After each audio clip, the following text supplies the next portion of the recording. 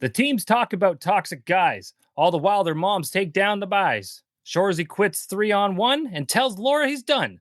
So show me what you're made of, she replies. That fresh produce stand there, that's a beauty. What do you listen to? My favorite murder podcast. Taggart and Torrance podcast. The produce stand. Fucking sexy. You heard the man. It's the Produce Stand, your favorite source for everything in the universe. I'm Al, your host. Tanya, Matt, and Victor are on the mics. Tonight, we're going to try to scratch that itch. And just like Dolo, we're feeling blessed tonight to introduce tonight's guest panelist from Maryland. He's a military medic, a patron, and he's a good guy. He's a really good guy. Please join me in making some noise for Ryan. Who wants to set the tone, boys? Who's gonna fucking set it? Yeah! Whoa! Let's get on the go,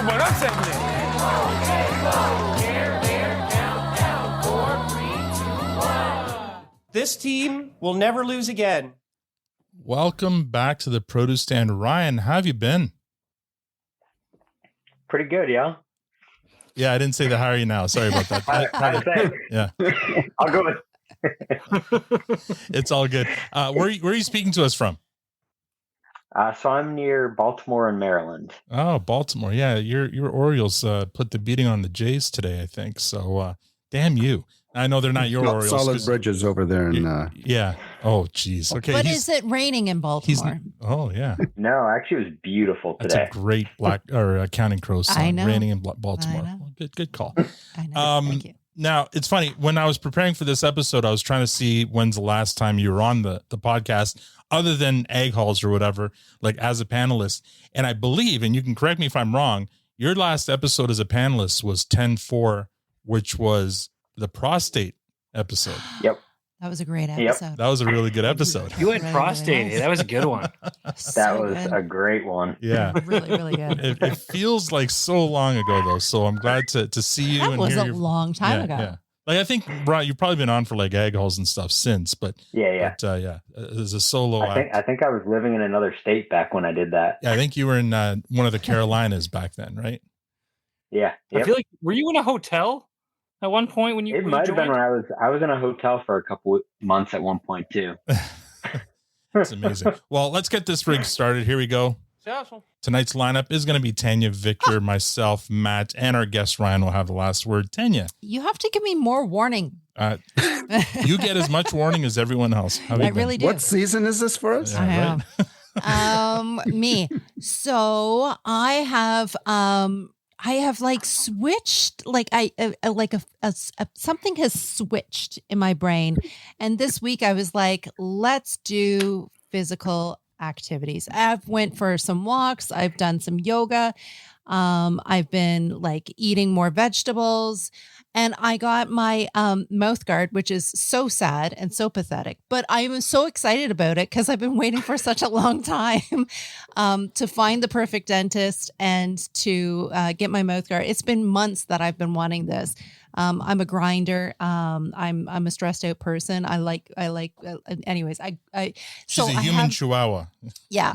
If I was sleeping with Al, I'd be a grinder as well. I think it was our honeymoon. Not that kind of grinding, Victor. Right? Yeah. I think it was our honeymoon when Alan told me that I talk in my sleep. And apparently I was telling him that these are good carrots. And I was like chewing in my sleep and telling him how good the carrots were when I was sleeping. So at least I'm healthy in my dreams. Did you hand her the carrot, Al? It's like sleeping with Bugs Bunny. Anyway. So I'm really excited, but you have to wear this thing for like, and you can't talk in this thing. This thing is massively ugly. You haven't seen it yet. It is super ugly. So we have to have sexy time before you put your retainer in. I don't know. It could be a thing. It's anyways, you're supposed to wear it like 2 hours a day and like not wear it right away at night because it's not going to work for you. And there was like a lot of instructions for it. And I'm excited about instructions for a mouthpiece. There is. You put it in your mouth. Don't put it in upside down. I don't know. What else do you need to? There was like a whole, it's like, anyways, I'm excited about it. But what I wanted to say was that the process of getting it, technology is amazing. So they do this 3D photo scan, whatever. Like it's not the mold anymore. I don't know if people have had braces around here, but anyways, it's not a mold that they take anymore. They do this 3D like imaging, and then you get a set of your teeth. And so I don't know if a lot of people have done this, but I have like a 3D set of my teeth now, and I can see what my teeth look like from like inside. Like a printout or whatever? It's like a printout. I don't know whether it's a 3D printout, but it's like got my name on it, and I can see. I think there's a new segment here where we just get Tanya to describe technology to us. I can see on my mouth. I was gonna come into your office today and go yeah. And anyways, it's my fun. I'm excited about it. There okay, you go. The things that get her excited. Victor, how have you been? Glad she went first. Yeah.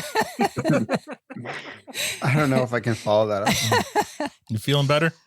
I am. I'm feeling much better, which is good because I've got a couple of more days and then we're off to Jamaica. So yeah, man. To get sick before. Couldn't resist. No, man. Yeah, no, it's good.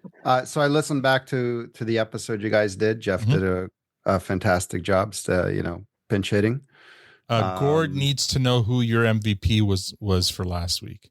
Oh, my MVP. Oh, you know what? I actually had a good MVP. And it was on the same lines as kind of where Jeff was going. And I think Tanya ended up, if I recall correctly, as well. But I'm drawing a blank. It was something really good. Jeff's MVP was Alanis Morissette. Was the song, I guess. Yeah. No, that's not what it would have been. Tanya's MVP was the helicopter bit. Helicopter. Yeah. There you go. Helicopter. So funny. There you go. It'll come back to me. I'll do a callback. All right. But anyway, so yeah, good episode. A couple of shows we're watching. Well, we actually just finished a show about a podcast, which is based on a true story, which we thought was fun. Which one? So it's called Based on a True Story. Oh, I thought the show was based on a true story. Okay. Yeah. It's like they do a podcast with an actual serial killer, and it's quite interesting. Interesting. No, there's 2 seasons of it. That's pretty good. Based on a series. I'm sorry. So the person was a serial killer? Yeah. The name of the show is based on a true story. The name of the podcast in the show is based on a true story. Yeah, but what's it called? Yeah, thank you. No, and just keep going. Yeah. Yeah. That's a terrible name. Somebody should tell them. Yeah. And then the other show we just watched that's getting a lot of attention around the world right now is that adolescence show on Netflix. Yeah. And we watched it not because everybody was talking about it, just this looks like an interesting show, so we watched it. We thought it was really, really good, just in terms of the way it was filmed. It really immerses you. Yeah. They keep the camera on the shot for like a really, really long time. They take you on a ride. Yeah. Isn't the entire episode one long shot or whatever, or with very few edits? It kind of it isn't, but it kind of feels like it. No, it is though. They're all single shot.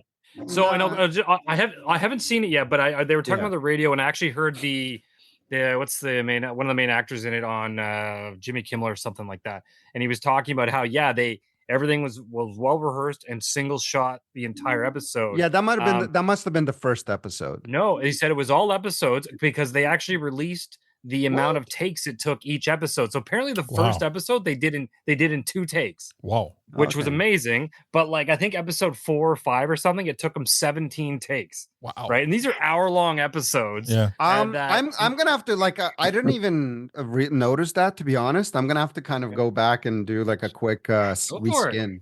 But anyway, the show, the acting is really good. Like I said, the way that it was shot was really interesting, and it's just so immersive because you kind of get into the heads. What's interesting is that all there's some controversy about it and stuff like that all around.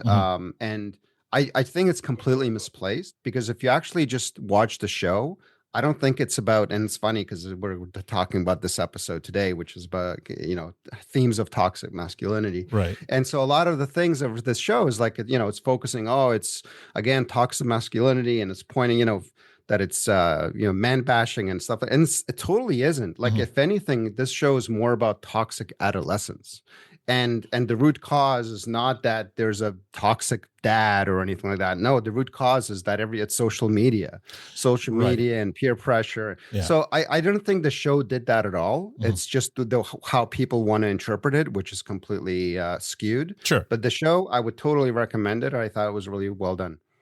Very good.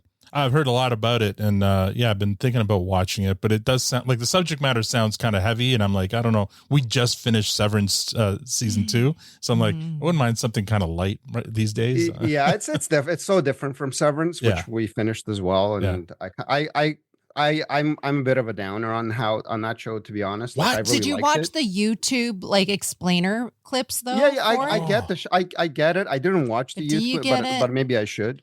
Yeah, there's a specific YouTube channel called Think what is it? Think something. no. I forget. I'll send you the link. They do great. Fantastic. Like, there's just too many loose there's too many loose ends for me. That's why. Things that you just it's not don't over even yet, though. see. It's not even What? over. What do you mean? What do you mean it's not over? Oh, Severance? Yeah. Like season 2 is over, but there's going to be more. So how you can there think be? so? Yeah, no, they've already greenlit season 3. I thought it was over, and I No. There's too many unanswered questions, too many loose ends. No, they've already coming from the greenlit guy who season loves 3. From. Just saying. No, From is it ties things up much nicer. No, Severance isn't done yet, dude. It's going to keep going. But there's a lot of hidden things that watch the explainer videos by this one YouTube channel. Think Story, I think it's called. Think Story. He does what we do, episode by episode, but he's way more. But he's way better at it. No. Like, he takes the clip and then he zooms in on like the charts. Like, he is the charts. Oh, well, not only that, he talks about like the things that have that Ben Stiller where he got these ideas from. Like, there's one specific Ben Stiller. Ben Stiller. Ben Stiller. He's the creator of the show. Oh, I had no idea. Yeah. So he takes a lot of this from a specific Twilight Zone episode, from like the 1930s or 40s or whatever, and with mannequins. Yeah, it's really interesting stuff. So check it out. Yeah, I'll check it out. Cool. What was that show? Today's Special. Yeah. That was just with Muffy Mouse and Jeff. I learned how to speak English watching that show. Yeah. That's a Canadian thing. Do we need to explain that? Milkshakes Dance. Yeah. Anyway, let's move on. Muffy Mouse and Sam Crenshaw. And it was a very Canadian show. That's a Canadian show. It was a show about a department store mannequin that came to life at night. And Not scary. It was a children's. It wasn't scary. It was amazing. Yeah. Anyway, let's move on. Oh, it's to me now. Yeah. So I just finished saying we finished Severance season 2. Amazing finish, because we know that it's going to continue. So I really appreciated the finish. So now we're kind of just in between shows. We haven't really started anything, have we? But I just also recently watched the Bob Dylan movie, A Complete Unknown. Oh. Really, really good. That's next on my list. Oh, like really, really well done. Timothy Chalamet or whatever his name is. Chalamet. I feel like Chalamet. I feel like Shoresy saying femininity. Anyway, really, really, really well done. Really amazing. So kudos to that. And what else? Oh yeah, we watched the Bohemian Rhapsody movie with the kids. They loved it. We'd seen it before, but we watched this last weekend with the kids and they really enjoyed that. Matt, how about you?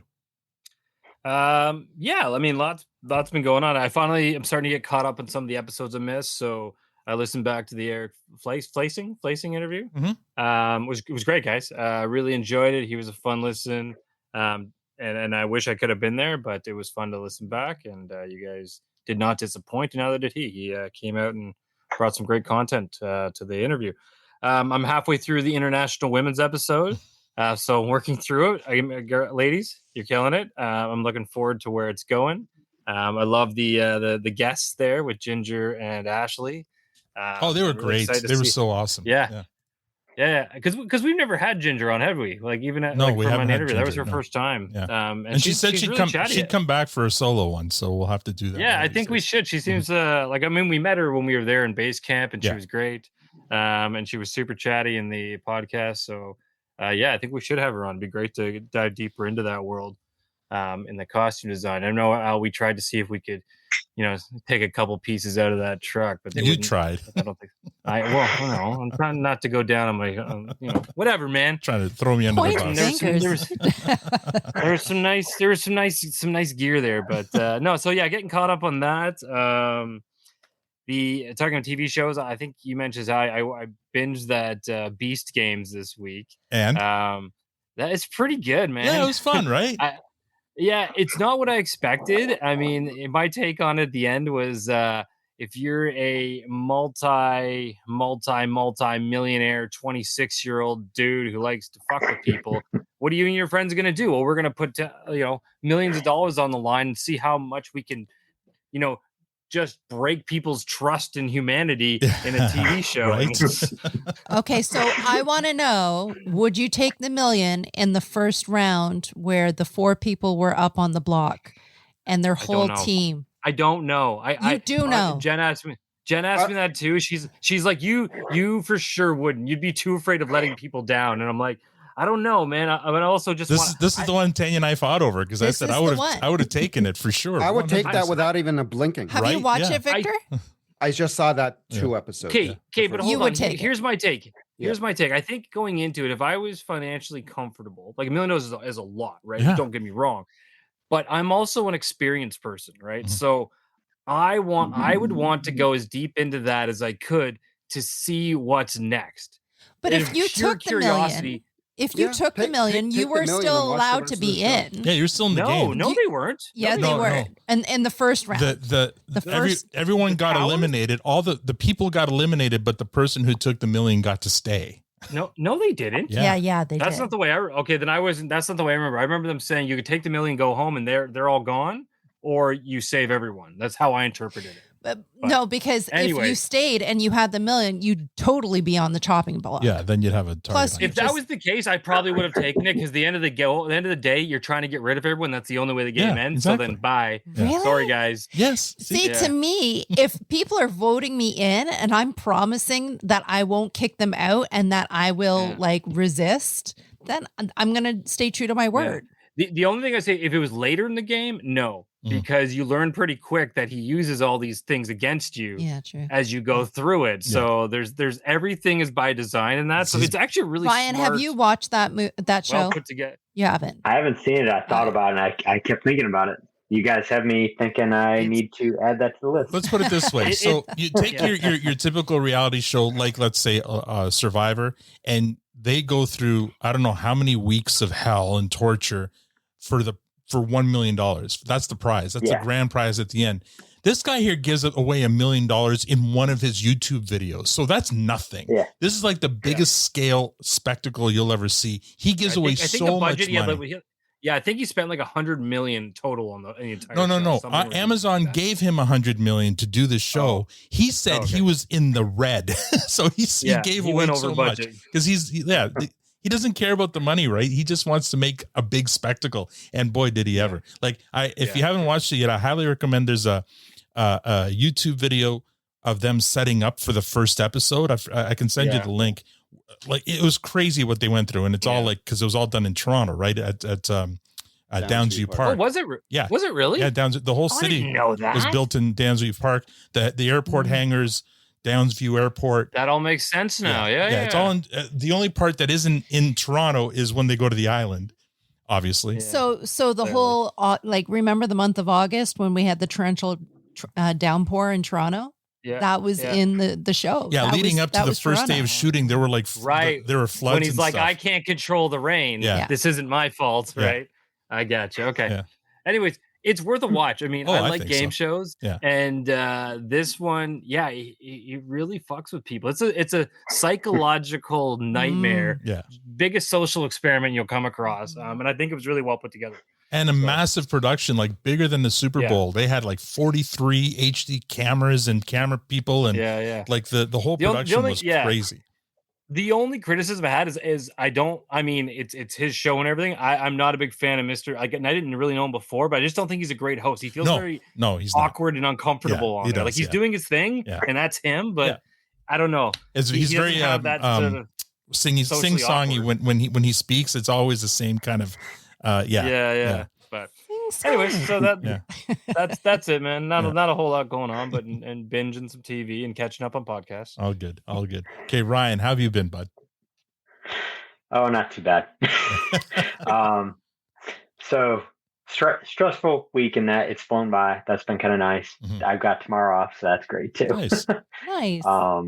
We're getting ready for inspections and stuff like that coming, so it's just been busy trying to get everything, make sure you've crossed all your T's, dot all your I's. So, getting ready to move again in June. So, staying in the state, but moving about an hour away. So that'll be nice change of scenery. And then, I know we were talking about before, the last time I'd been on just one of the ag calls, even I'd had, surgery not long before that. Yeah. So I've got at least back to where just back on Sunday, I went for a 5-mile run, which was my longest I've been able to get to now. So I felt pretty good about that. And amazing, it was just nice to be outside. Yeah. So I'm sure. Other than that, just, TV. I've been catching up, rewatching the show Superstore, if anyone's seen that. Oh yeah. Such a fun show. According to Victor, the black guy on that show looks like me. I agree with you, Victor. Not only does he look like you, but he has fuck off. I agree. Yeah, I could he's see like it. your brother from another mother. Yes. No. Yes. But it's not just the looks; it's the mannerisms. He's your brother from another mother. I agree with you. I absolutely agree. It's his whole theory to life. Like the whole thing is just so. Really? Wasn't he like a slacker? I feel like he was a slacker. he was only sometimes. Yeah, he was kind of a working smarter rather than a harder kind of guy. Oh, okay, all right. Which is also in a wheelchair, so he was limited. Yeah, well, I mean, I am too. One could argue. All right, he's so hard on the guy. Amazing. All right, he was incentivized too in many different ways. Yeah. If it meant fucking with somebody, that was it. He's a great character. It's a compliment. Okay, I guess I'll take it as a compliment. I don't know. All right, well, why don't we get started with this here? Previously. Last week, we recapped and reviewed episode 2 of Shoresy 4, Blueberry Brothers, Buddies, not Brothers. That episode was a unicorn getting a fresh rating from all of us. This week, Victor, what would you give this one? It was a last week's episode. Yeah, right? last week episode. Yeah, was a fresh. It's a fresh. That's the karaoke song. Like, you want to give us a quick synopsis of what you thought of that episode? Oh man, it's so hard because I just watched this episode, so it's kind of all kind of mixed in my head. But I really liked the episode. The karaoke piece was good, but it was the stuff in the middle. What was the main? Helicopter. What was the main? The helicopter bit. It was the blueberry. It was the blueberry buddies and the way that Kisa was describing the chemistry bit. Oh, that. I think that was going to be my. The science thing. Yeah, the science was going to be my. When he was my MVP. When he had the 3-on-1 with the 3 female. Yeah. And so my MVP for the episode is science. Right. Science. Gotcha. That makes sense. All right. This week we're recapping and reviewing episode 3 of Shoresy 4, The Itch. Tanya, are you ready? Yes. Victor, are you ready? It is. I'm ready. Matt, are you ready? Let's get on the go, boys. Ryan, are you ready? Yeah. Get fucking going. Yeah. Let's get on the go, boys. All right. We open with a musical montage set to Wild Enough by Cortez. We see outside of a suburban home, the front door opens, revealing a woman wearing a white bathrobe. She hands a brown paper bag lunch to her son. It's one of the Sudbury AAA Lakers players. The kid leaves, and then mom closes the door, walks back through the house to the back sliding glass door. Off the kitchen where Dolo is patiently waiting, the mom reveals sexy lingerie under her robe, and the two go off to, fold laundry together or something. Cut to the outside of the Sudbury Arena. Another mom is dropping off her AAA Lakers son, drives forward less than 6 feet and picks up hitch, and they're not trying very hard to hide it at this point. Cut to the same SUV rocking in the parking lot a few minutes later. And finally, cut to Shoresy's apartment. Yet another insanely young-looking mom puts on some music and dances over to Goody, who awaits her on the couch. She sheds her Sudbury Lakers sweatshirt, treats us to copious amounts of side boob, and treats Goody to a hell of a lot more. And then we fade to the title screen. Really? Would you like to go back on that writing there? No, I love that writing. And it's descriptive. Are you kidding me? A copious amount of side boob. Yeah, and it's funny because you chose to watch this one with Owen. This is what I was going to say. I was so excited about last week's episode, and I was like, Buddy, our son, I was like, come on, watch this one with us. I was so excited. And then here's the cold open, and here's the side boob, and here's all the moms getting these guys. And I was like, oh my God, stop watching. I buy the first one being a mom, but the other two, just they don't seem old enough to have teenage sons. Yeah. Right? Yeah, for the visually impaired listening to our podcast, that was well described. Thank you. Yeah. Are you saying it was inaccurate, Tanya? No. I just love for the record. I love the word copious amount of side boob. Yeah. That's what could be my MVP. Maybe we need a t-shirt. We need to put up some hyphenations in there. Is that what so you're up first. What did you think of that cold open? It was freaking embarrassing to watch with your son. That's what that was.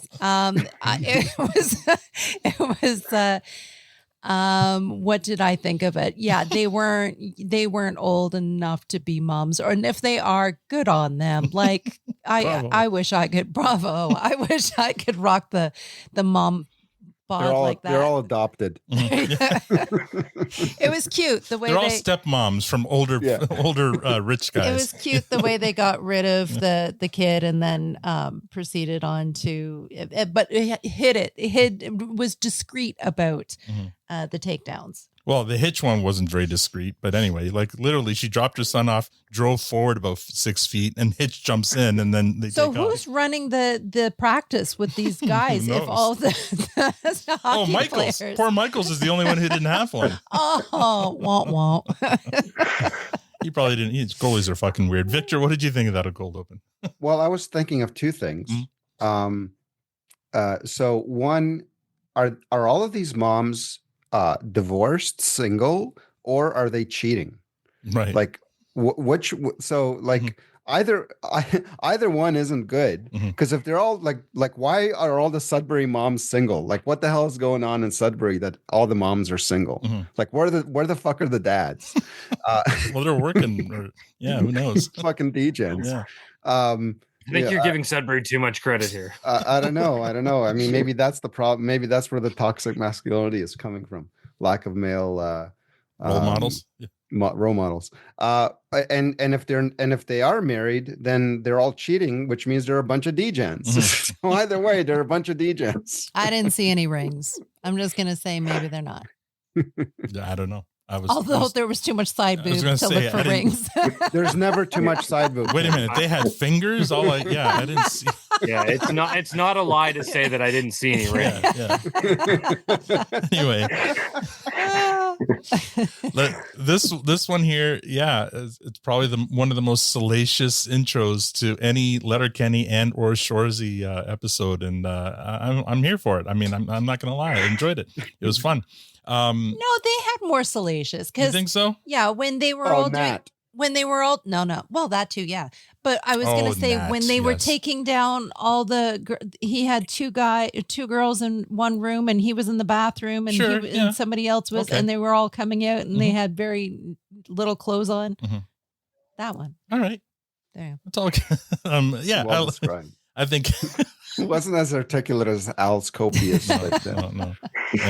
Anyway, it was a good cold open. This is a good cold open. Matt, what did you think? Did we already talk to you? I just no, you didn't. Okay. My only thought was I wonder how many takes Goodies took. Right. Yeah. Just asking for a friend. Mm-hmm. Aside from that, it was wonderful. If I were Goody, I'd be like, I don't think I got that one. Let's do it again. Do over. Yeah. One more try. She was wild, man. Yes. It's okay.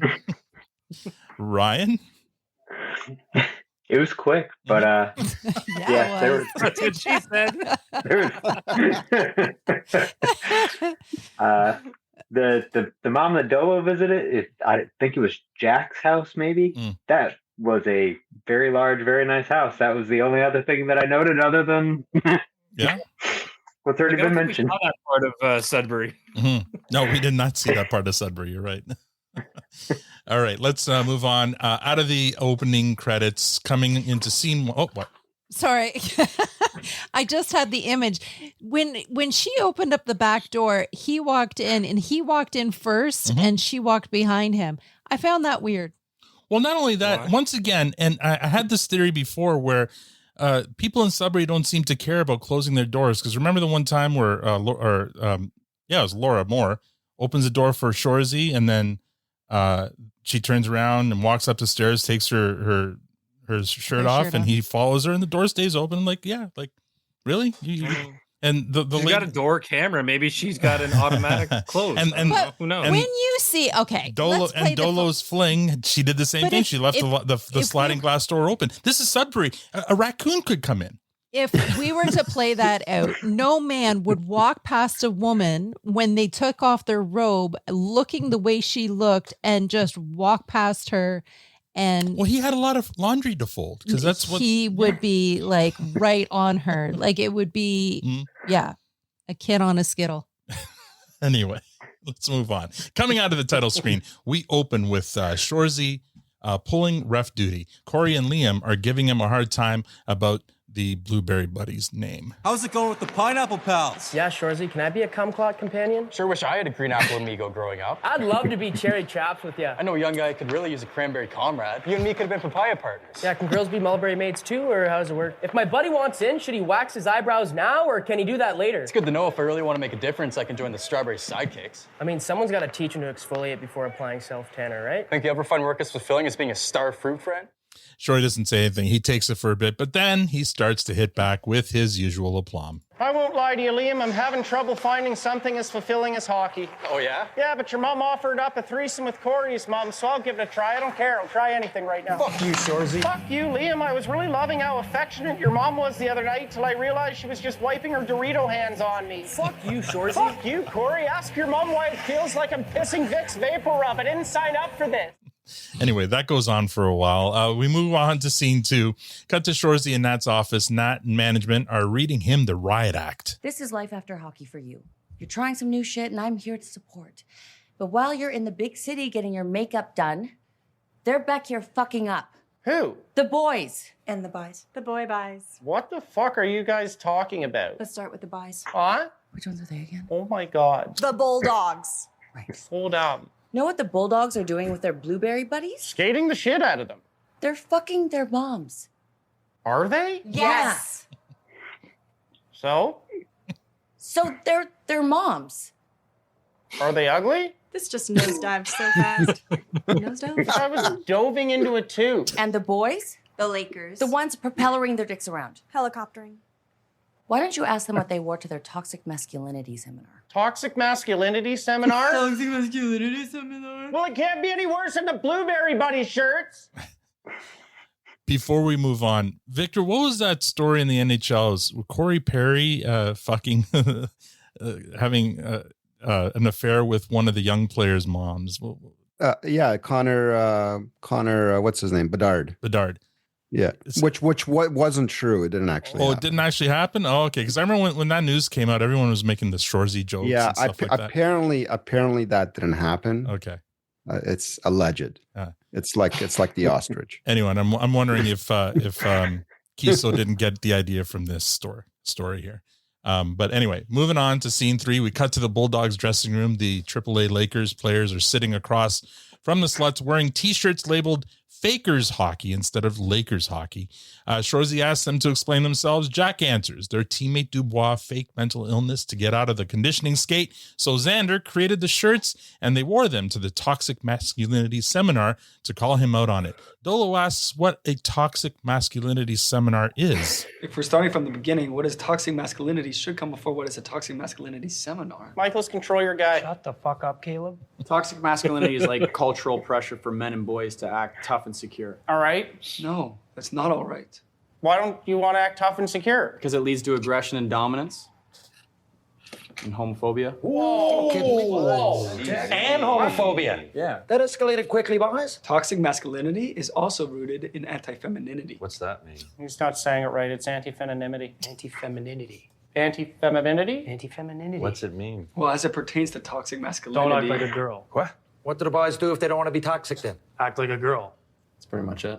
Shoresy wonders out loud if wearing matching shirts to the seminar isn't girly enough.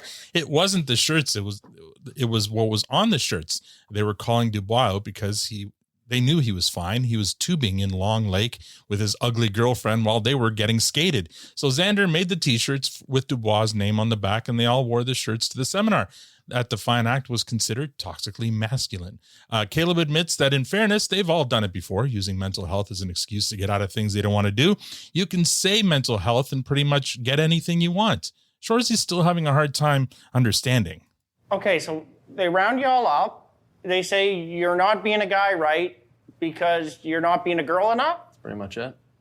And then your parents say, what the fuck's going on here? The denial of toxic masculinity in itself is toxically masculine. Fucking Putin bomb us now, eh? With respect to those suffering from mental illness. God. Save yourself the helicopter next time, Jackson. Yeah, I know. Just say you're sad about something like Doobie. Straight to the front of the line.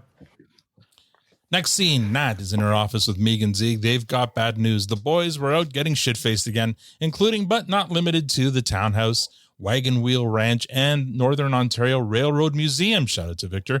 Nat is incensed. Fuck's sakes! Whoa. I'd love if something went right this off-season. Keyword, off-season. That's 2 words. That's one hyphenated word. What else can go wrong?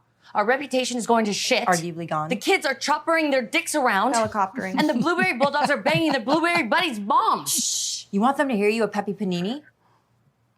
You're right. Sorry. This cannot get out. Cut to the gyms at the Laughing Buddha, sitting across from Melody, Pam, and Britt. They've just learned that the sluts are fucking the Triple Lakers mom's mom. Pam asks Melody if she and Dolo are exclusive. She doesn't know. She asks Britt, who says they never had the chat. Pam admits Hitch isn't her boyfriend, but she definitely wishes he wasn't banging someone else. Pam asks Britt if she's banging somebody else, and Britt says that's nobody's business. Melody admits that she is a bit, and so's Pam, but only like one guy. They ask the gyms if they're sure. They all say yes, and Gym 3 starts to tell a story about one time in grade 4, but then decides against it. Next scene 6, cut to Shoresy's apartment. Someone's at the door. It's Jory Jordan. He is in a lather. I made you. You're fucking nothing without me. What do you want? I want to see how things work at Bro, dude. Where's my lanyard? What? My lanyard. It's a lanyard. Every other TV studio gives you a lanyard. Okay. Shows what kind of rinky-dink station you work for. You're straight Mickey Mouse. Yeah. Strong identification is important. It's a courtesy to the security team. Okay. Wearing a lanyard's the least you could do for those guys. All right. It's the least you Shut could do. up. Your job's stressful enough. Know how hard those guys work? No. Yeah, right. Don't expect you to think about the little guys. Grab me a coffee. Shoresy walks into the TV studio with Jory in tow. Emma's there. She offers up a coffee. Jory introduces himself and tries to impress her with his combined social media following of nearly 1,200. He's currently between agents. Emma wants to chat with Shoresy. Last week was a real doozy, but Shoresy held his own in tough company. He must be proud. Shoresy doesn't care at all. Emma suggests to just keep it him and Anik this week to make it simple. But the show is called 3-on-1, so Jory, he spots his opportunity. I'm not known to appear on camera without a contract in place, but you're in a real mess here. I'll play ball. Where's the makeup girl? Who are you again? Sudbury Talent Show, second runner-up, 2018. I'll need the hair girl, too. I'm not putting him on TV. It's a web show. Where's the wardrobe girl? Shoresy. Who cares? Cut to Anik announcing 3-on-1 with this week's third chair from the Sudbury Kids Sports Report, Jory Jordan. She calls him Jordan Jory, and this wounds him. It's Jory Jordan. What? It's Jory Jordan. No one cares. Oh. Not much between the ears. That's why they call her all boobs are Shumbo. Hey. Let's keep it moving. Honest mistake. Yeah. Sure. Shut up. My mom didn't give me this fine name of Cornish origin, so big boobs could bungle it. It's wrong on your lanyard, too. Jory looks down at his lanyard, sees the mistake, and angrily rips it off his neck. This is going great. Shoresy asks what they're talking about this week, and Nick tells him they're going to rate the drip. For a second, Shoresy gets excited. He thinks they're going to rate dip, but no, they're rating the drip, the fit, the clothing worn by hockey players. We're going to talk about their clothes? Oui, monsieur. And up first is... No. No what? Not doing it. Don't fuck this up, asshole. I'm not doing it. Come on, Shoresy. We're in the content game. We're a hockey show. Why are we talking about clothes? The clothing of people who play sports. I don't want to talk about clothes. You want to get choked out on the World Wide Web? I'm not going to talk about clothes. Shoresy, fine. So dumb. TV land, you got to move on the fly. We can still save the bit. Cut. Quick, bring in the wardrobe girl, who for some reason is a guy. He's already cut. Jory sits there dejected with his face in his hands. This was a disaster. He asked Shoresy to go for a drink. So cut to Shoresy looking like he'd rather be anywhere else, and Jory taking back shots at the bar and drinking beer and still complaining about a Nick's lack of talent compared to him. Shoresy doesn't care. I don't care. You don't care about what? About any of it. Are you serious? No. No? No, I don't care about any of it. I would kill. I just finished playing senior whale shit hockey. I ref beer league. Why am I on TV arguing with Sean Avery? It's a web show. Trying to be an expert on women's hockey. You ever heard of Presley Norby? Now they got me talking about hockey player clothes. If you're seriously interested in a Rate the Dip segment, I'll produce it. We'll bootstrap it. I don't care about any of this. We'll put it in the maybe pile.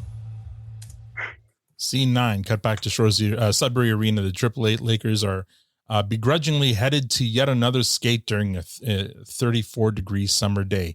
To our American friends, 34 degrees is very, very hot. Scene 10, cut to Shoresy in Nat's office. Is that the direct conversion? Yeah, that's a direct conversion. He feels bad for the boys. Cut to Nat's office. Shoresy's sitting there. He feels bad for the boys. The game is changing. It's about so many other things now. Yeah, like anti-femininity? Anti-femininity? I don't know, like toxic masculinity and all that other stuff. What other stuff? Heteronormativity, acts of othering. What's othering?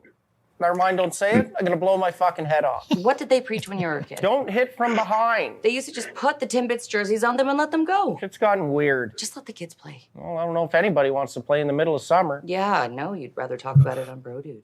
Shoresy takes a pause. He admits he's not enjoying Bro Dude. It doesn't scratch the itch. Nat tells him that's why he should coach.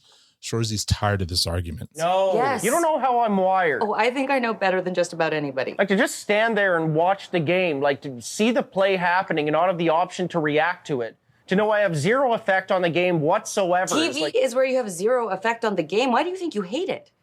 With coaching, you're still boots on the ground. You're right there. You can speak your reactions. You can inspire. I don't know if I can inspire. Give your balls a tug. No, if it's not blades under my feet and lumber in my hands. Coach with Sanger next You don't season. listen to me.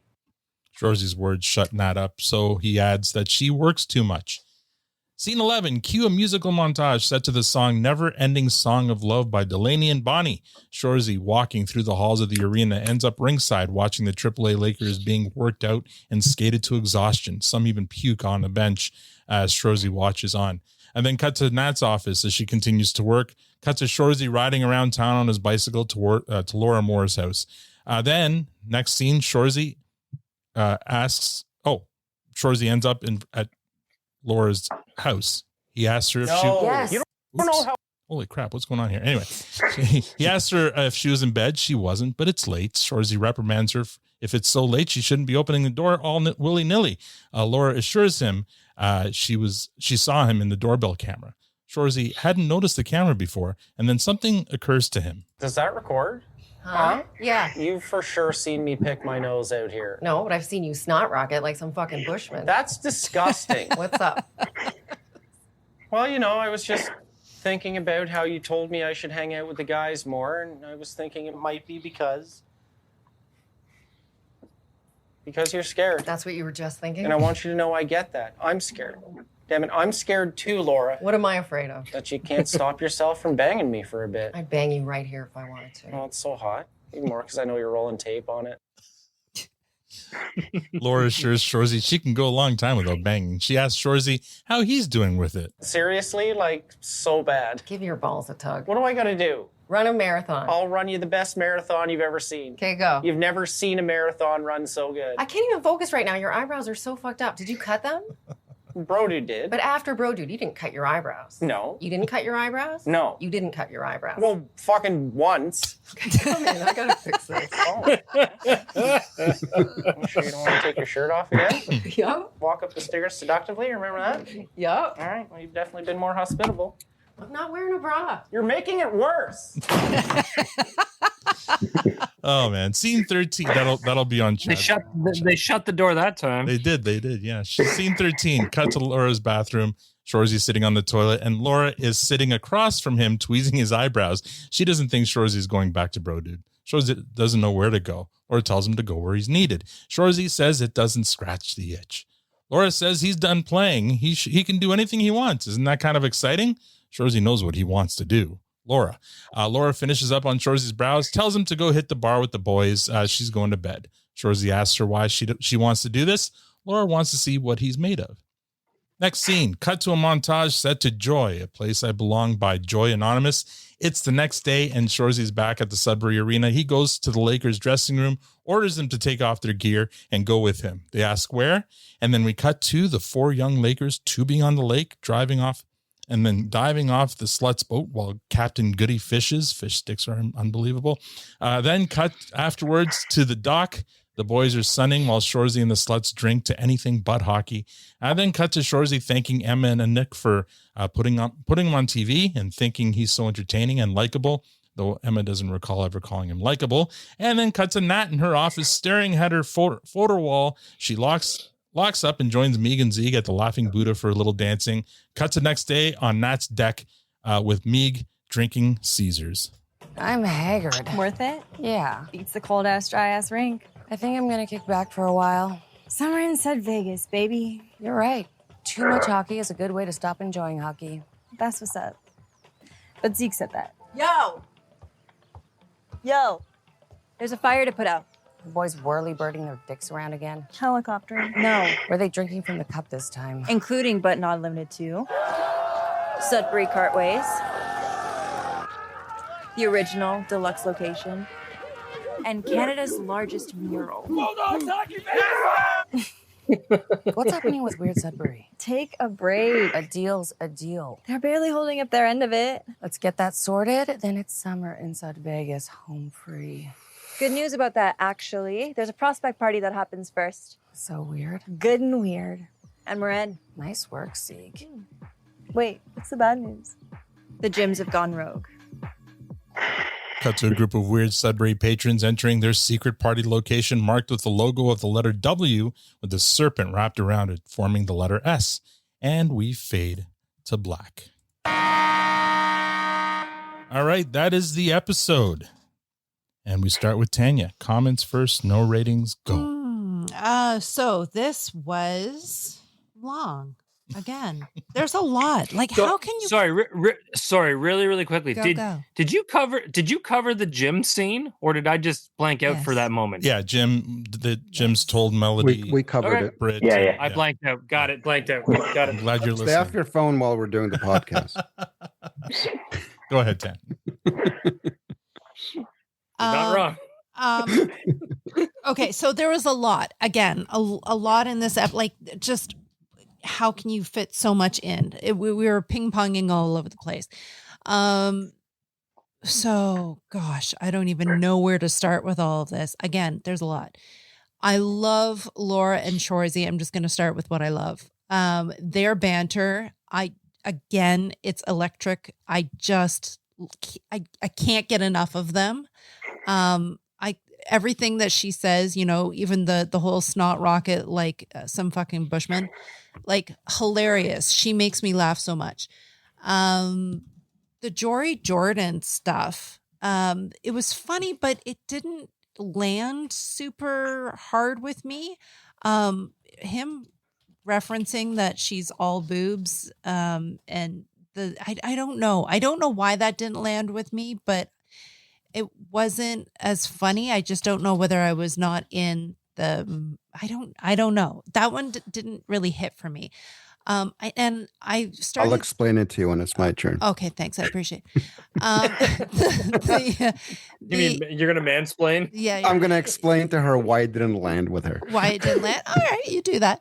The whole Shoresy kind of looking back on what he's done so far, the conversations that they've had with the women's hockey and Sean Avery, and now they have Jory, and the fact that she started talking about clothing, and Nick talking about clothing. I didn't see why that was like, for all the things that they've been building up, that just seems like an absolute, like it was a miss. Like it just didn't seem like the connection was there, because they go to the bar, they think about how to, get short. So it just didn't feel right it just felt like a miss. Anyways, that's my part on that. Fakers hockey, the whole toxic masculinity, that was funny.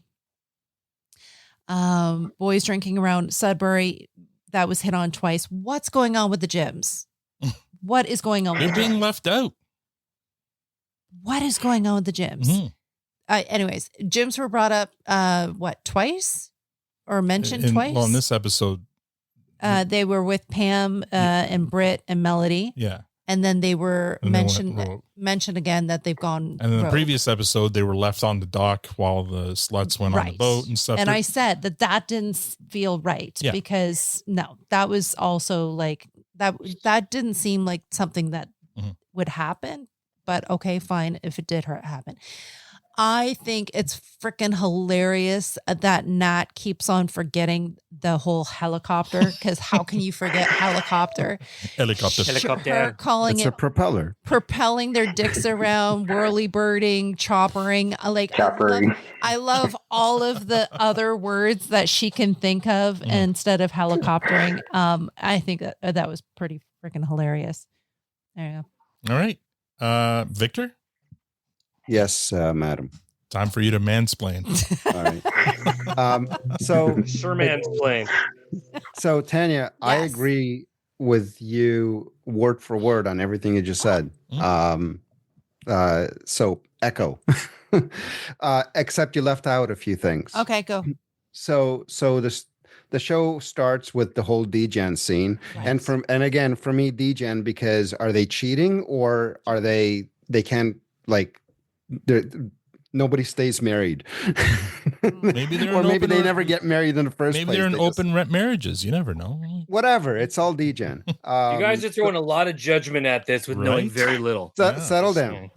Then we move on. And you're putting the judgment on the moms too. Yeah. No, I didn't. I didn't put the judgment on the moms. I said we're the fucking D-Gen dads. I never put the judgment. They're equally to blame. I never said anything. I just said good for them on the takedowns. Yeah. So we start with that. Then we move on to the worst part of Shoresy, the part where we kind of thought, how could they even make a show around this clown? Where we get, again, the chirping. The chirping is not funny. Like, if you actually listen to it, like the chirping that Shoresy does specifically about the moms, it's just vulgar. It's not funny. Like, the 20-year-old me probably would have found that funny and joined along and whatnot. But now listening to it, it's just like, adult men don't talk like that. If you go to play men's league, that's not how guys talk in the locker room. It's just not like, that's not how grown men behave. So I don't find that funny. I get it. If you find it funny, that's fine, but it's not funny. So now we've got two scenes that are questionable. And then we get to the Jory Jordan scene, where probably the reason he's acting like that is because the theme of the episode, or one of the themes, is the whole toxic masculinity. And this is an example of a young kid that's basically, displaying what toxic masculinity is. But again, it was kind of gross, right? Because Nick, she's just an innocent bystander trying to do a show, and here's this snot-nosed nothing who's totally being rude and insulting to her. And that's exactly why it doesn't sit well with you, Tanya, because it was rude and insulting to to men and women everywhere. Like this just doesn't make sense. Like if I was Shoresy in that scenario, imagine Shoresy was Wayne and not Shoresy. He would have punched Jory right in the face. Yeah. Can you, right? I'm actually surprised Shoresy didn't speak up against his actions. Yeah. Because I could see in his character. Like he's like you're crossing the line, fuck you. And yeah, like when he came to the rescue of Zieg, right? Like when he kind of put her up when she was putting herself down, and like he totally should have come to a Nick's defense in that, and he didn't. So that was again, scene after scene after scene that is just kind of leaving you a little bit kind of gross inside. And the scene with him and Laura Moore was awesome. Lots of funny stuff there. That was great. It was nice to see Nat to finally kind of let the hair down and go and have some fun and stuff like that. And then the show ends with the whole weird thing with the weird party again. Like I'm almost kind of like don't even care at this point. It's like they're building it up to be too more than what it's going to end up being. But in that scene, we're getting treated to more than just side boob. We're getting like perimeter. Perimeter boob. I like that. I like Again, that. with our son in the room, it was super weird. Yeah, that part is fun. Like I'm all for female nudity. Bring it on. But the themes, but the themes, I wasn't crazy about. And then just the whole dissing the gyms. Because we still don't understand why. Yeah. And so there's just a lot of negative undertones in this episode, and kind of that's how I felt about this one. Okay. Let's see. I enjoyed the cold open, obviously. The whole toxic masculinity stuff in the locker room. I thought Kiso did a better job of writing that kind of dialogue in Letterkenny when they were talking about using gay people as bait for a trap. Remember that whole discussion between the Hicks when they're trying to understand why that's wrong. I thought that scene was much better written than that whole locker room thing with Shoresy trying to understand toxic masculinity. I think saying men behaving like girls is completely like you're oversimplifying and missing the point entirely when you put it that way. And I get it; they're in the locker room and that's how they're going to talk, I guess. But so that kind of adds to what Victor's saying about Jory and all those scenes. Like this episode here is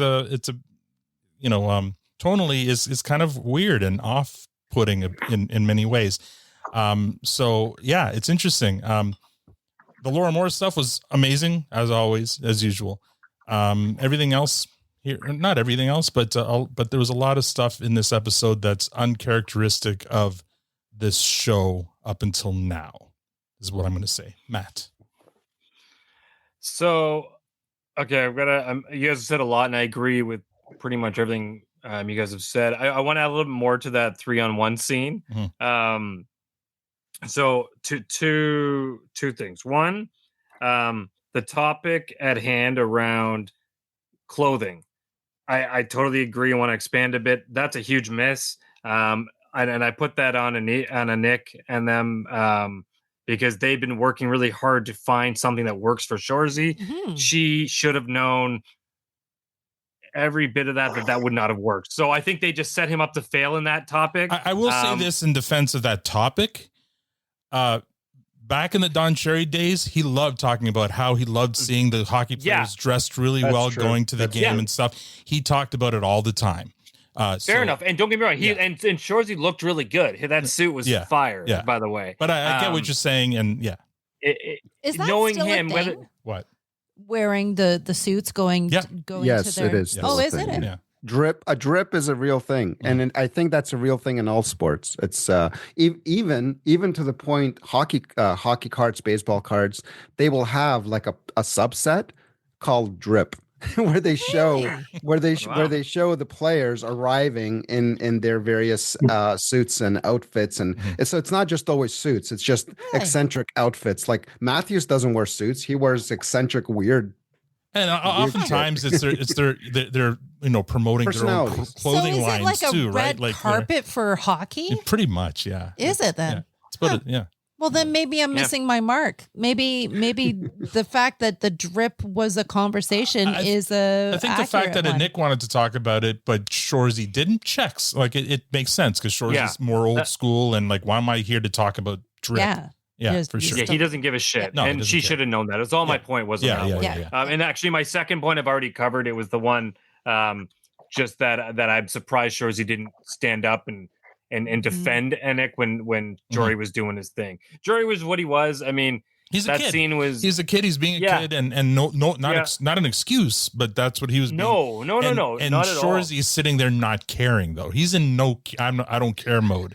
So maybe that's why I don't want to make excuses. It could be. Yeah. But yeah. No, I know. And I mean, I did get a laugh out of Jory. Everything about his approach into the studio, his expectations around the lanyard, that all made me laugh. Unrealistic. I liked all of it leading up to the part where he starts being rude to Nick. Yeah.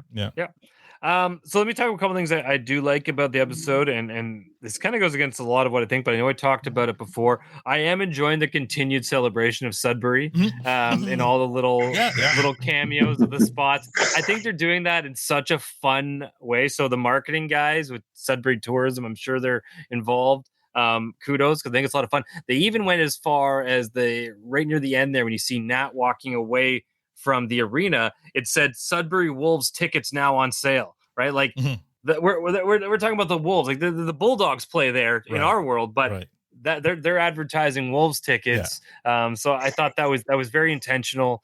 But I got a good laugh out of it.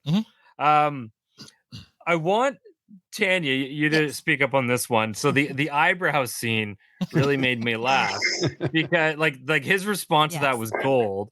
Because in my eyes, and I don't feel like I'm alone in this, and you can tell me from a female perspective, to me, there's really only three things with eyebrows. You have no eyebrows, you have eyebrows, but no one cares, or you have Eugene Levy. There's nothing in between, right? It's none, normal, Eugene Levy. No, you forgot one. There's what was the Muppet? Unibrow. The unibrow. Okay. Yeah. All right. That's like a unicorn in itself, but get you. The fact that she noticed that he did it himself, I'm like, I don't know. I just love how he denied it. Like, that's what only I loved. once. One time. Yeah. Would you be able to notice if Al suddenly trimmed his a little bit? I actually just a few weeks ago, I was like, "You did something to your eyebrows," and he's like, "No, I didn't." We did almost the exact same thing. But this time I didn't. I swear I didn't. I mean, maybe I just. I got you, boo. I got you, boo. Don't worry. Yeah, I would notice. So I'll make three more quick comments. One, the chirping. I agree with you, Victor. It's kind of getting a little old. That said, I'm still getting a kick out of it. They're doing it at least once a season, twice a season, because I think for the OGs from Letterkenny that all loved where Shoresy came from, that's their little way of still saying, "Hey, remember, this is what you knew when we first met him, right?" And I'm okay with that. Like they want to do it once in a while, have a little fun, throw some chirping. Yes, Al, you have your hand up. You're talking about the Corey Liam scene where he's reffing and stuff. Yeah, I agree. The reason I didn't cut a longer cut from that, though, I noticed, and this could be maybe a reflection of the mindset Shoresy's in, missing hockey. His chirping of their mothers this time seemed a lot more cruel than in the past. Like in the past, going for the jugular. In the past, those trips have been like very creative, like roll up to the rim and all that stuff. This time, they were kind of nasty and mean spirited. I found. And okay, as you're saying that, I'm just thinking goes to show what kind of mindset he's in right now. Yeah, it could be that. Right? Yeah, it could be that. Yeah. That he is really struggling. Yeah, and the first half of that bit, he kind of ate it, right? Mm-hmm. Like he stayed quiet. He let them just which he's done before. Like he'll say, like, "I'm eating it because I know that what you're saying is what you're saying." Which is kind of what I thought was going on, and then he started shooting back. So I don't know. Anyways, it's a reminder to where we all knew Shoresy from his beginnings. I'm okay with it. They want to do it once in a while. It is what it is. They're filler moments. Laugh or don't, move on. Okay. If you're going to be looking through your pictures of your ex-girlfriends, just don't let your current wife. That's good. That's just good advice. That's what that is. So what I'll say about the whole episode before I hand off to Ryan, there was a different tone in this episode. There wasn't those hard-hitting laughs that we're used to. There was much more serious. There was a lot of what it felt like a lot of different social issues and matters being thrown in different ways, like the toxic masculinity and the femininity. And there was a couple others that I should have wrote them down, but it felt like there was a lot of that going on. They were trying to tackle a bunch of topics at once, and it was kind of felt a little all over the place. The tone was more somber, a little more serious. And it all felt like just a big bridge of an episode to the back half of the season is how I'm interpreting Let's it. Right? hope. Yeah. And right. That's what it's almost like one of those concept episodes that we call them in Letterkenny, but there's no concept because it's still carrying story forward. But it was just like filling a lot of gaps or answering a lot of random questions, whether you ask them or not, and trying to carry the story into what we hope the back half is going to be strong. So it was different, especially coming off of episode 2 that was so fucking strong. This one, it had some hits, but it was a hard one for me. In the past, for Shoresy at least, it's been episode 5 has been the lowest rated because it's almost like that bridge episode, like bridging the story to the grand finale, right? Sorry. This one here, you're right. It very much felt like this is that episode. Let's hope that this is that episode and it gets better from here. Ryan, what do you say? I think I'll start first actually with that. Shoresy's statement of, I don't care about, I forget if he said anything or any of it. Either way, I think that was kind of the underlying tone of a lot of what was going on was, even when they talked about the toxic masculinity, that they were doing that because their friend was, mental health type thing. So I think kind of what I was getting was there was a very mental health undertone to everything being talked about there. So that, for him especially, it was showing a lot of apathy in everything that was going on. Maybe just needing, there was an outlet needed for all that, what he'd normally do with hockey, and there was nowhere for it to go. So the Corey and Liam thing, just I liked the one about the strawberry sidekicks, because right after Corey saying someone's got to teach him to exfoliate before applying the self kit, right? And so I was thinking of him coming in all orange, even though the Blueberry Buddies shirts, I just looked at the logo for a while and they didn't really zoom in on enough, but all I could see was it looked like a mix of like a Squirtle and a Bulbasaur. That was all I could think of. Those are Pokemon references, right? Okay, Yep. I want to make sure. I think I got it. Okay. Yeah. Good for you, Al. I knew you could do it. In the locker, I didn't notice as much Shoresy's clothing in the one scenes, but there were, for some reason, a couple others I started to notice it. In the locker room, they literally had, on the two different sides, all the Lakers kids they all had like these bright white shoes, which caught me for some reason. And then I happened to notice, they also had, the generational difference of like, oh yeah, everyone's got the longer white socks, right? And all the Bulldogs instead had the short ankle socks. And I was like, oh yeah, I'm one of the ones with the ankle socks. So just made me think of that. A little off topic, but no. The Jory throwing the lanyard aside, and then he comes into the bar later and he's got the lanyard back on. Still happy about it. And then when he goes back to Shores, he goes back to Bro Dude to leave the show. I just thought that was a very respectful and professional way to leave a job. Yes. Not closing a door behind you. So that was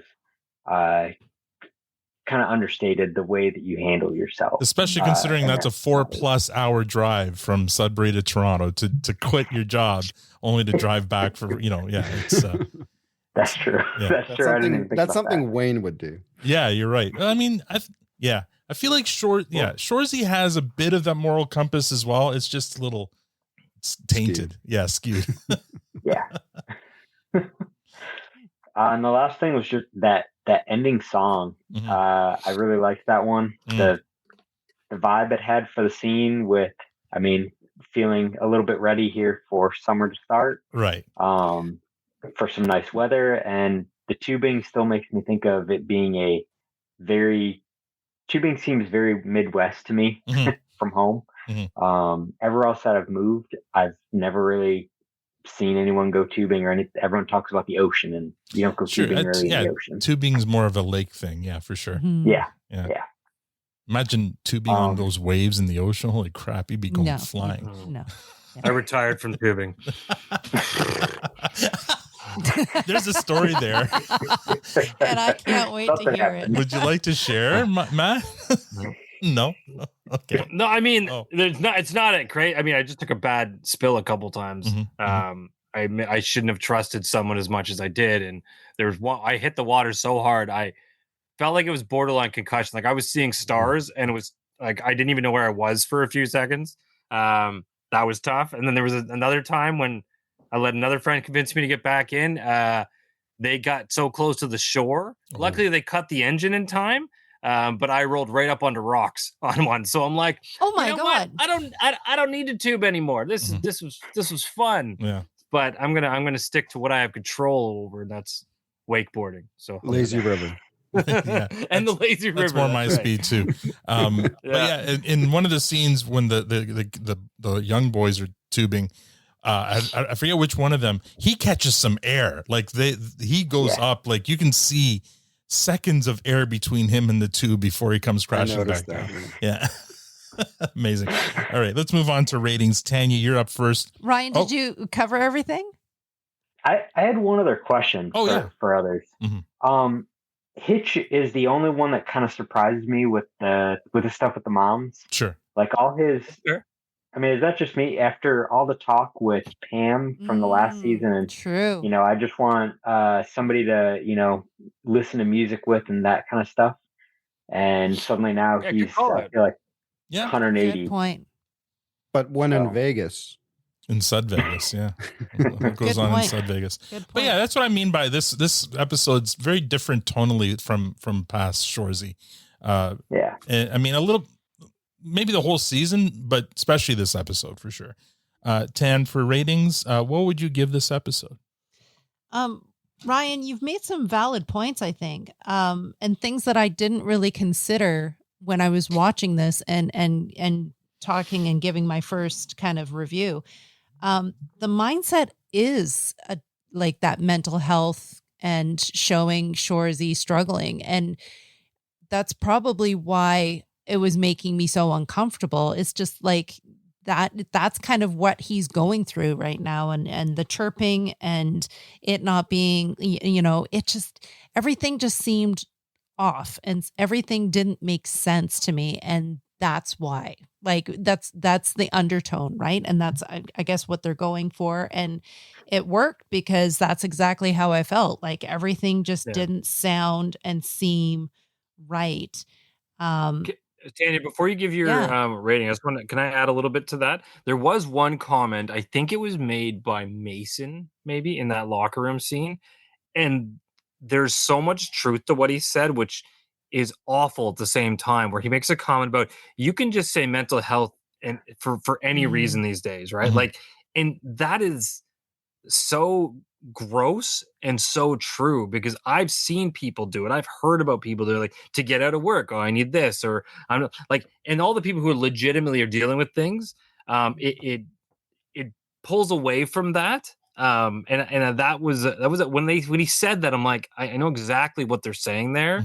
Because it you know, I don't know how to expand on that, but yeah, and it really hit home when I heard that. We've come so far where people can openly talk about mental health, that when you see people take advantage of it, yes, that's a better way to put it. It's frustrating, right? For sure. Yeah. What's your rating? Back to you, Tanya.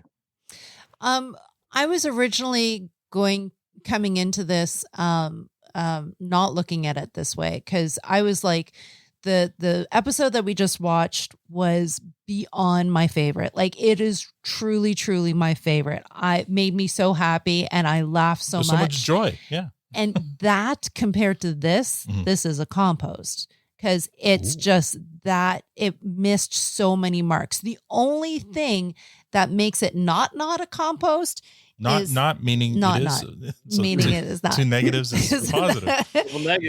is the Nat is the Laura Moore and the Shoresy that brought it up to a clearance for me because I love them so much. But now you've got me thinking, was the whole point of this to make like the whole mental health and the mindset of where he is and the struggle that he's in and him just not feeling right and thinking right. And, maybe I missed that. If that's not the case, it still stays at the clearance. But you've got me actually wondering if it should go. All right, to show the actual the intention of it. The intention might be to make you feel a certain way. But how did you enjoy the episode? Like, so your rating is, your enjoyment of the episode. Again, the Laura Moore and Shoresy, that bit, and that Nat is taking her break, and she's come to that realization. That bit, those are things that I was like, okay, that balances that. I like those parts so much that it balances out the parts that I don't like. So that's why it sits in the middle. So, I'm just going to leave it in clearance. the middle. I'm going to leave it in clearance. All right, Victor, what say you? Victor looks tired. Again, I think Tanya and I are again like just kindred spirits here. I think I think that pretty much everything she said is what I would agree. She was about to cop out and use the actual excuse that was used in the locker room, which is everybody uses mental health as an excuse to cop out, and you were about to do that. But thank you for not doing so. And this episode is at a clearance, easy clearance. I would hazard to say that it's at a low clearance. You've got until midnight to kind of to get this produce, or it's going to start going in the compost. It's just not like, I don't know. I just feel like what happened here. I mean, it's hump Wednesday, or it's like right in a. It's. I just didn't like anything. I mean, the Laura Moore thing was good. There was some funny stuff here and there, but for the most part, it's just a negative episode. I didn't like it. Huh. But you're still giving it a clearance. I'm giving a clearance. You know what? Like it's they've built up so much goodwill. There's just so many. There's especially coming off of that previous episode. It's I didn't get a chance to kind of have fun with you guys with it, but it was such a good episode, and it's like I feel like the writers called in sick. They called in. They took a mental. They took a mental health day, and then this is what we got. But here's the thing: it could be the intention of the episode to set that mood, right? Yeah, I get it. But if okay, good. Yeah. You so there's both things could be true. Yeah, exactly. They succeeded and they failed at succeeding. Yeah, this is a clearance. It's an easy clearance. Probably the lowest clearance rating I would give any episode of Shoresy. Saved by Sideboob and Laura Moore. I think if I were to give, but not Laura's Sideboob. You need a shirt that says "Saved by Sideboob." I'm gonna say, it's just a very different tonal episode to other Shoresy episodes, and but yeah, I still can't, you're right. They've worked up so much goodwill that I can't see myself giving this a compost because there was a lot of good stuff in it. So I got to give them kudos for that. Matt, what about you? I'm aligned with all of you in terms of like it's a clearance and not a good one. I accept that maybe this was the intention and the tone behind the writing. I can accept that because there's ways to do it, but I still feel like there was way too many character misses and story misses. Like I love the gyms, but even them kind of throwing their boys under the bus felt a little odd. Even I know they're left out and they have every right to be, but that felt a little off base. Like I said, Jory and then Shoresy not reacting. Maybe he's going through something, which he is, but that surprised me. The topics felt like they were clashing. And then, sorry, I'm not sure who was Tanya or Ryan who made a comment about Hitch. But even Hitch. Being. Was that Ryan? Was that you? Talked about that. Yeah, sorry. Yeah. And all the work he put in to get Pam, and then I agree. It just feels like there's a lot of like they're forgetting where they came when they wrote this episode, and it just fell a little flat for me. So yeah, it's a clearance. All right, we have ourselves a Walmart unicorn clearance across the board. Ryan, I was in the same as actually Victor. Probably kind of on a low end clearance actually. I think they missed really. Things were too understated for a lot of things, I think. And that's where I think it kind of missed, in addition to some being just kind of too crude for my liking. So yeah, wow. Low clearance. Victor puts up a background we haven't seen in a long time, and it's a train wreck background. Wow. It's you retired that after Letterkenny, so I'm surprised to see it again. Anyway, Hey, it's like the Bulldogs can go. They can party with the cup over there now too. Yeah, exactly. All right, let's move up to MVPs. Tanya, who would you give the MVP to in this episode? I gotta think. It's got to be Laura and Shoresy. That banter and the eyebrows and the snot rocket like a Bushman. Like that whole conversation that they had, that gave me warm feels for sure. Okay, Victor. Well, I think this is going to be the first time ever that everybody can guess what my MVP is going to be. Nobody's willing to. I know. What is it? No, we're not. No, we're not bringing this game back. We're not. Don't even humor it. I know what it is. I know what it is, though. What is it? It's when they went to the train museum and drank the cup. Of course. Yes. Is that it? It's the locomotive. Yes. Tanya, I told you, you and I are in sync today. I'm just going to get myself a little one over there. All right. Yeah, you're right. We should have guessed that was it. Because I think I called it when I mentioned it. All off the. All right. But you know what? You want to hear what my MVP is? I'm going to pull a page out of Victor's book. Oh. Guess. Side boob. Exactly. That's what I was thinking. That's my MVP is side boob and then perimeter boob near at the end there too. Perimeter boob, side boob. Oh my God, dude. Matt, what's your MVP? I can't top that. So I'm with Tanya, but I'm going to give it strictly to Laura Moore. I loved her in this one. I love how she kind of took him and she's challenging him, and you know I'm hoping that's again part of the bridge to the back half that kind of brings this thing back up. So loved her. Honorable mention though to Shoresy's suit in 3 and 1. I guess shout out to Ginger Martini Martini. How do I say? Yeah, Martini. Ginger Martini. Where do I get that suit? Can you, if you're done with it, reach out. I'll give you my address and I will happily rock that. Yeah. How about a secondary shout out to Laura Moore's kid, must be a heavy sleeper, or maybe was at the father's house because Shoresy was allowed to come in when he's not normally allowed to. Think we'll ever meet the kid? I'm sure we will, but maybe season 5. Or is he Jory? Yeah. Maybe he's Jory. He's not Jory. Don't get awesome pissed. Ryan, who's your MVP? I was also thinking Laura, really, because just the way that even when he apparently rings the doorbell and she saw it on her phone, like you saw her face light up and that when she looked at it and she goes to the door. So yeah, I give it to Laura. Very good. All right. Sure you would.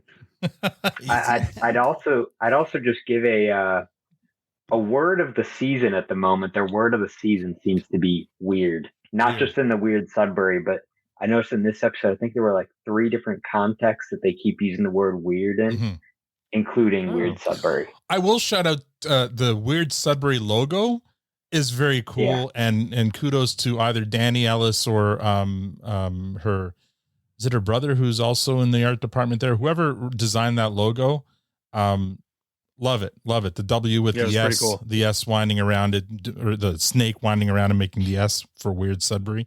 Kudos. Well done. Before we go to final comments, I just have a little bit of news here. Big news, actually. Like, it just came out yesterday, I believe.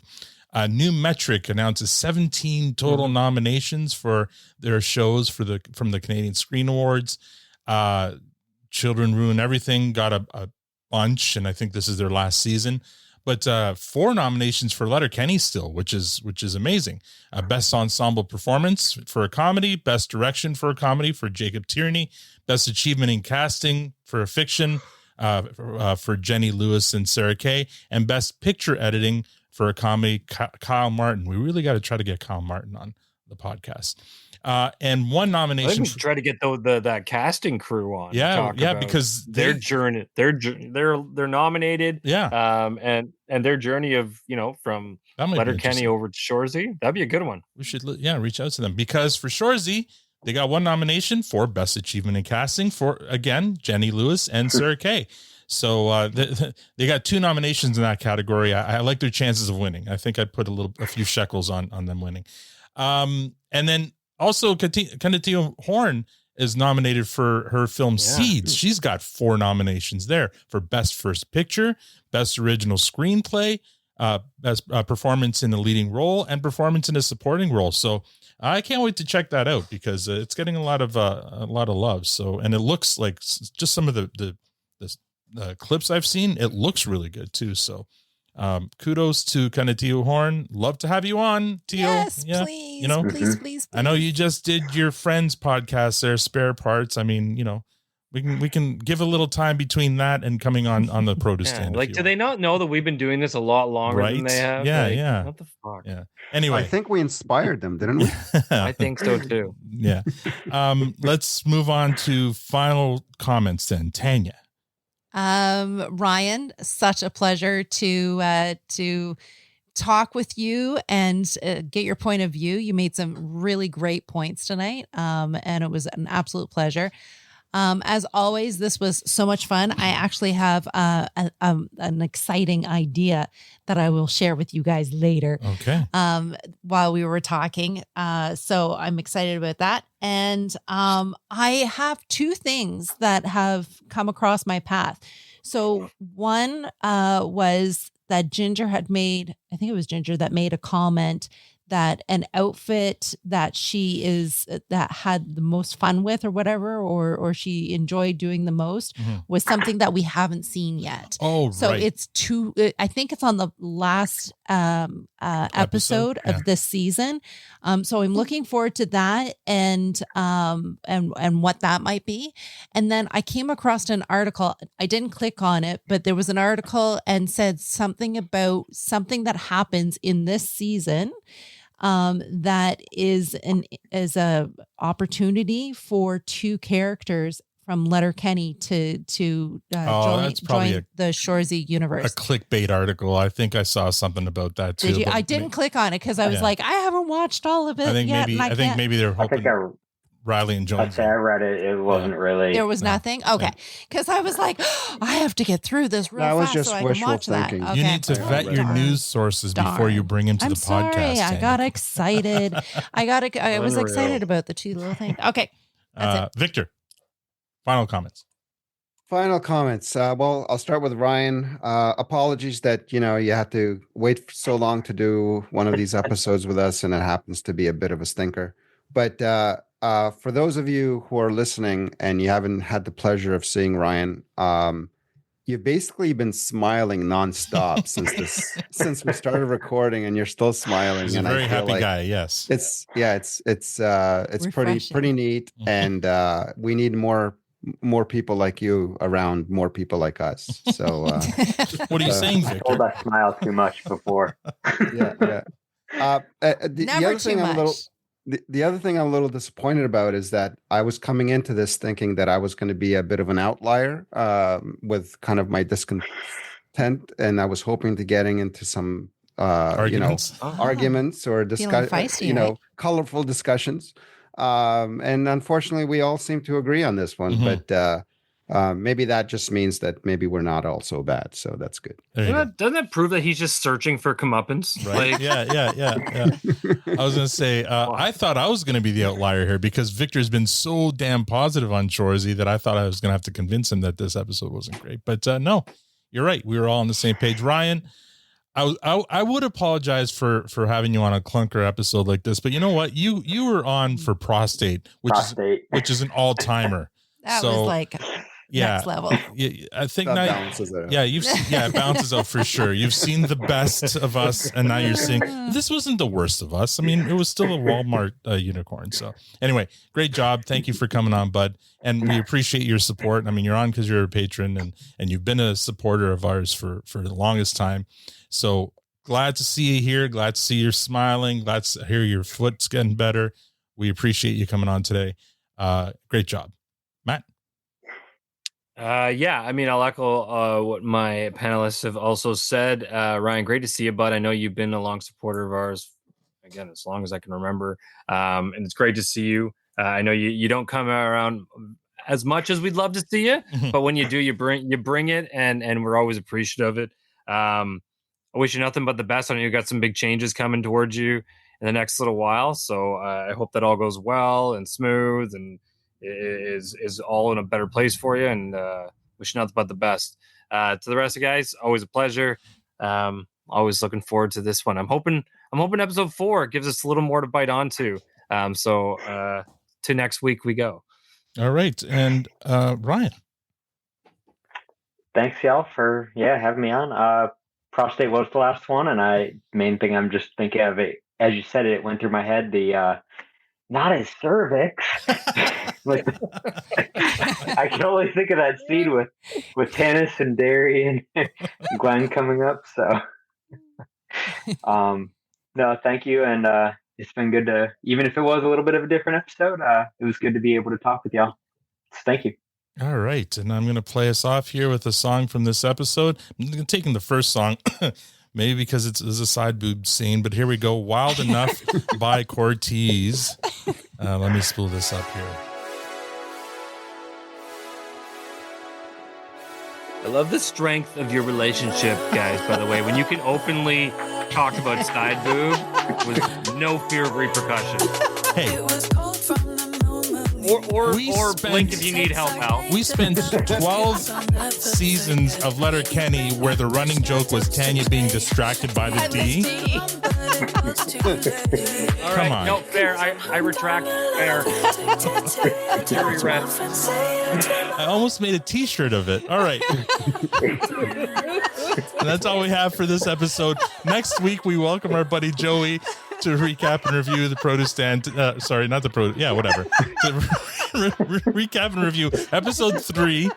Episode 4. Fuck, I gotta rewrite my script. I'm distracted here. One fucking job, Al. Episode 4, whatever that's called, we're going to be talking about it with our buddy Joey. Until then, if you'd like to support this podcast, become a patron or tell a friend. Also, follow us on Blue Sky at protestantpod.com. Thank you for joining us. Now we're going to the after party. On behalf of Robbie, Tanya, Matt, Victor, and myself, thank you for listening. Have a great week. Ryan, on behalf of Ryan, you didn't change your script. Oh, did I say Robbie? This is going well, guys. Ryan. On behalf of Ryan, Tanya, Matt, Victor, and myself, thank you for listening. Have a great week. You're a beauty, bud. It's written in my script.